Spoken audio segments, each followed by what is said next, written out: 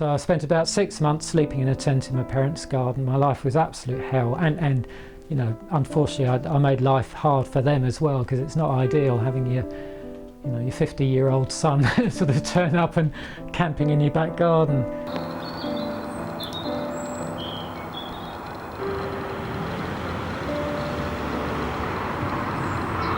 So I suspected for a long time that I was suffering from EHS, but I eventually managed to find some money. I borrowed some money to buy one of these, and this was it.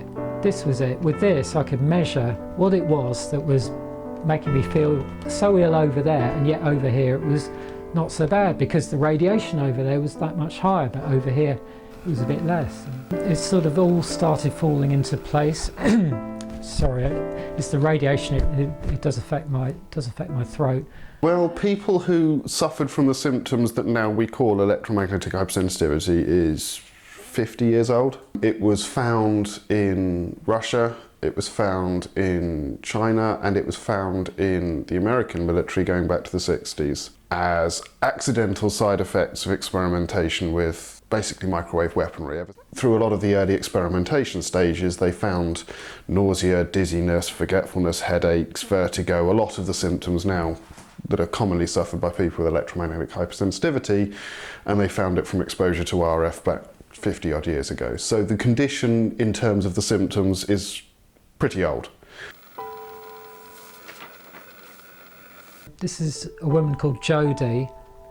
I was contacted by her mother recently, and you know, she suffers from extremely severe EHS. My name's Jodie Venables. My condition is electromagnetic hypersensitivity. Personally, I noticed it about 17 months ago, and when I got a mobile phone, and I spent long hours on the phone, which didn't help. But every time I was on the phone, I started to get this ringing in my ears, and it became worse, and it got worse and worse and worse gradually. And then I started getting swelling in the throat every time I was using a phone, laptop, television, things like that. Headaches, nausea every time I was out. Then there's Wi-Fi around me. It just got considerably worse.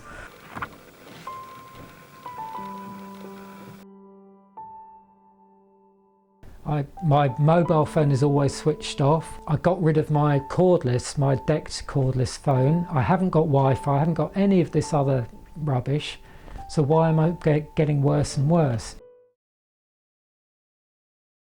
Remember that we have bodies which function internally very much as bioelectrical machines. Our nervous system transmit electrical impulses. Our cells exchange materials, they take in nutrients, and they extract waste products. These processes all rely on electrical potential to move these ions in and out of the cell.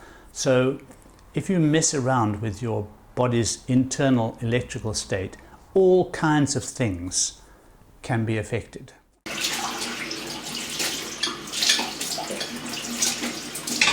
I obviously can't stop cooking, so if I use, my mum does everything for me, like even contact friends, anything like that. If I have to have a meal made, my mum will do it.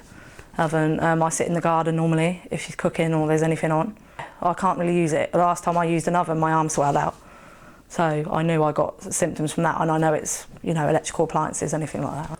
They can produce quite high level, especially blenders. Anything with an electric motor generally produces quite a high electromagnetic field.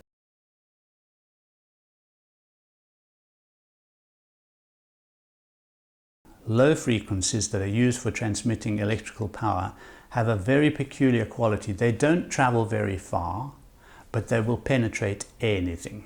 They'll go through you, they'll go through your walls, they'll go through a concrete pillar, they'll come out the other side just as strong as they were when they went in, because that is the nature of the very low frequency wave.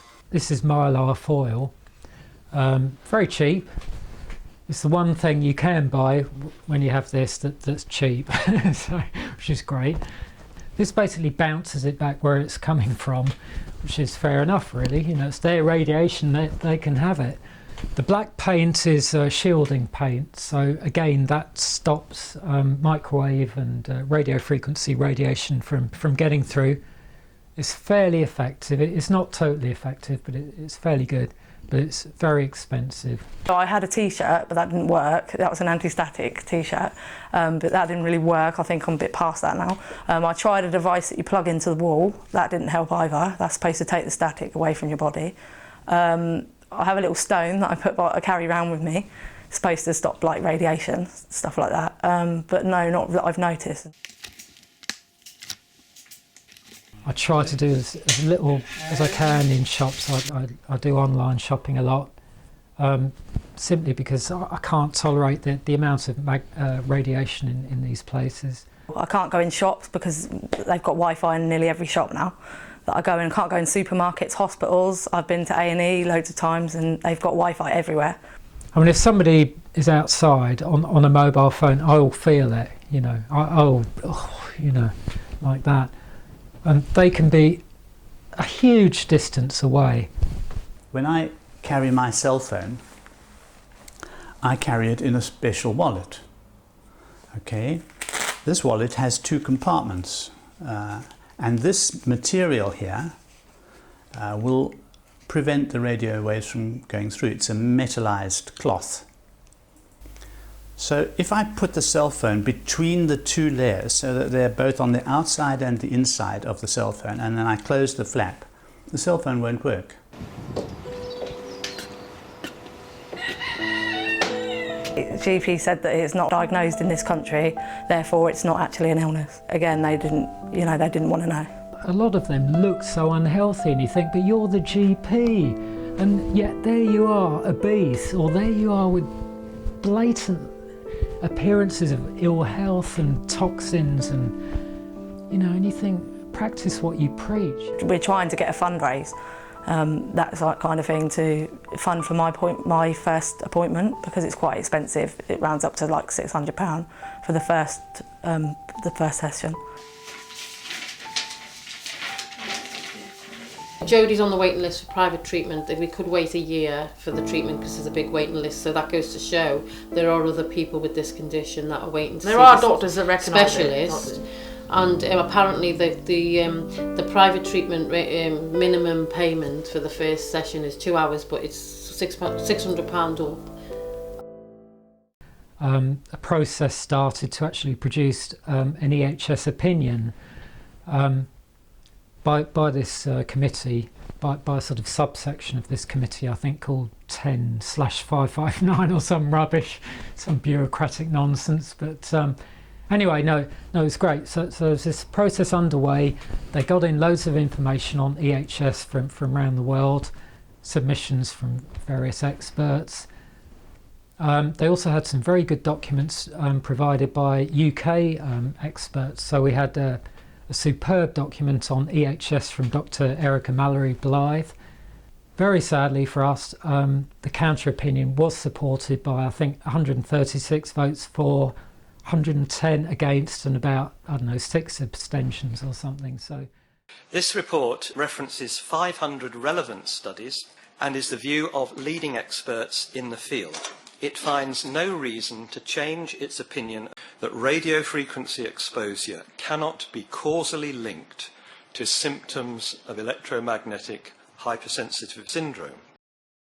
The counter opinion I had problems with because it was actually just simply false in places. his opinion was just absolute misinformation, absolute unscientific rubbish. It was making claims like there's 500 studies that CINA are looking at on electromagnetic hypersensitivity, and it's just total garbage. There aren't 500 papers published in the entire existence of the studying of the subject. On one side, this guy's anti-technology and is trying to change the world and send us back to the Dark Ages. On the other side, you have this scientist who's saying there's nothing, no problem. Vote. Jump on which side you're going to jump on.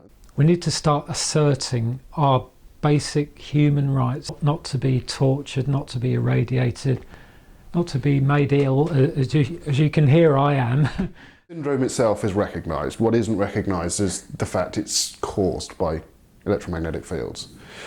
It is actually a valid diagnosis, even now, according to WHO. You can be diagnosed as electromagnetically hypersensitive. What it means is you think you're affected by electromagnetic fields, and that's the limit of what it means. If we can get one person, just one person, to be exposed 80 times, of which say 6 are the thing that he says is sensitive to, and 74 are a very well set up sham. In a controlled environment where his exposure outside of being tested is basically 0, and where there's enough time to show the symptoms and not be affected by other things before the next test, you can get statistical significance. The unbelievable thing is that the media generally just hasn't picked up on it. The UK media just hasn't touched it at all. In fact, the UK media is much happier talking, poking fun at EHS people at the moment. There's been a lot of articles in various media outlets talking about a new TV series, but basically which features, I haven't seen it, but apparently it features an EHS sufferer. And so the media outlets in the UK are making hay with this, and out come all the tinfoil hat references and it's all a psychological problem. And I've tried to talk to a number of politicians about this and smart meters, and I've got all sorts of letters from various MPs here trying to raise awareness, trying to get them to do something. And do they do anything? No, they don't. Do they take it seriously? No, they don't. I haven't had any sensible reply from any of the UK political parties. The best reply I did have was from UKIP, but even that one wouldn't achieve anything.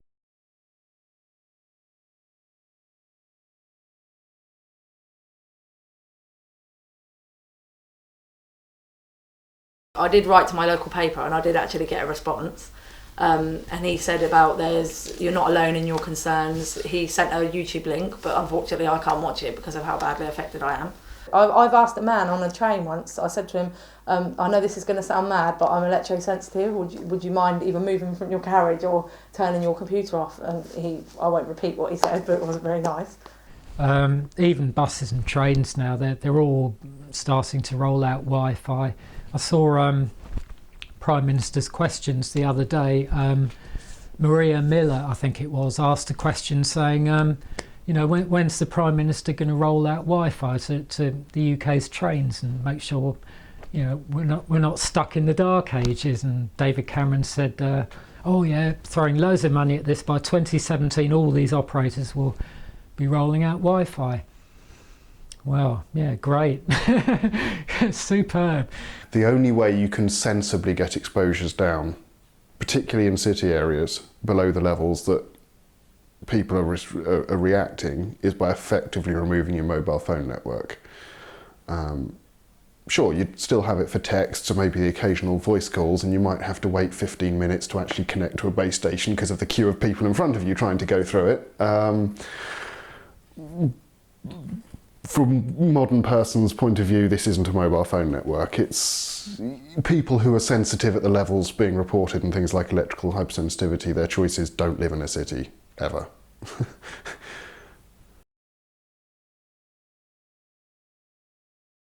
TV, computers, laptops, television. I don't have anything in my room, which I can show you. There's nothing in there. I don't even have a metal bed frame because that affected me. Yeah. My bed is like this because basically I had a metal frame, and the metal frame obviously isn't good for somebody with my condition. So I got rid of the frame because I never felt well in my bed. Even though it's got springs, I'm hoping to get an airbed eventually.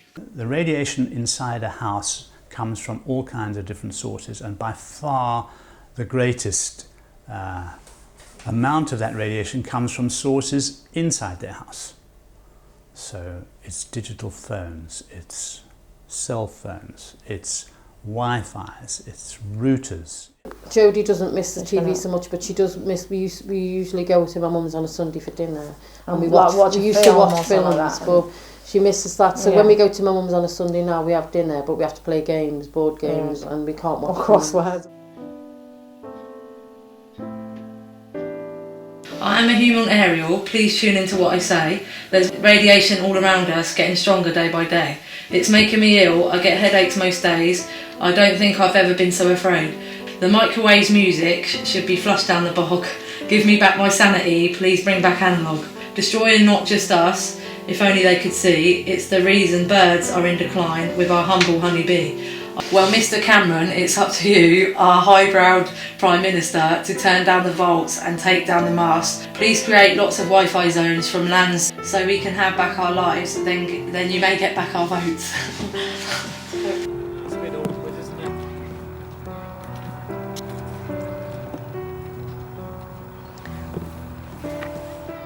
And you hear this so many times from all sufferers that your world sort of shrinks down around you, you know. So whereas I used to travel to Europe, I used to travel around the UK, I used to, you know, do all this stuff that you take for granted, and now I can't do any of it, you know, I really can't.